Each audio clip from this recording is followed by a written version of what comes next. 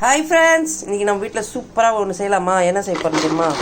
இது வருங்க, soya beans வச்சு தான் இன்றைக்கி நம்ம பஜ்ஜி செய்ய போகிறோம். ஒரு அரை மணி நேரம் ஊற வச்சிடலாங்க.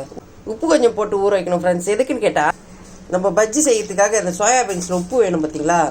மாவில் உப்பு போடுவோம், இதுக்கு உப்பு வேணும் பார்த்தீங்களா? அதனால் நம்ம உப்பு போட்டு ஒரு 10 நிமிஷம் ஊறினா போதும். சூப்பராக பஜ்ஜி ரெடி பண்ணிடலாம். நம்ம ஊற வச்சு 1/4 மணி நேரம் ஆகிடுது ஃப்ரெண்ட்ஸ். இங்கே பாருங்கள் எவ்வளோ நல்லா பெருசாக வந்துச்சு பார்த்தீங்களா? நம்ம ஊற வைக்க சொல்ல சின்னதாக இருந்ததா, இப்போ பெருசாக ஆகிடுது. இப்போ எடுத்து புழிஞ்சி ஒரு பாத்திரத்தில் போட்டுக்கலாம்.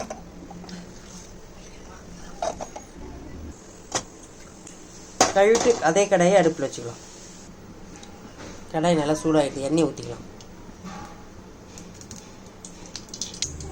சோயா பீன்ஸும் ரெடி, பஜ்ஜி மாவும் ரெடி ஆகிட்டு. இங்கே எண்ணெய் காஞ்சிக்கின்னு இருக்கு பார்த்தீங்களா? இப்போ நம்ம பஜ்ஜிக்கு ரெடி பண்ணிடலாமா?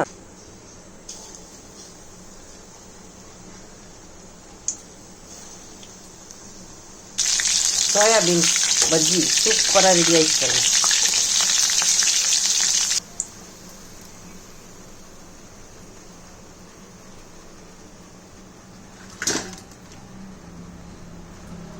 ஓகே ஃப்ரெண்ட்ஸ், நம்ம வீட்டில் பஜ்ஜி ரெடி, டீயும் ரெடி. நம்ம டீயை குடிச்சிட்டு பஜ்ஜி சாப்பிட்டு வந்துட்டுங்களா?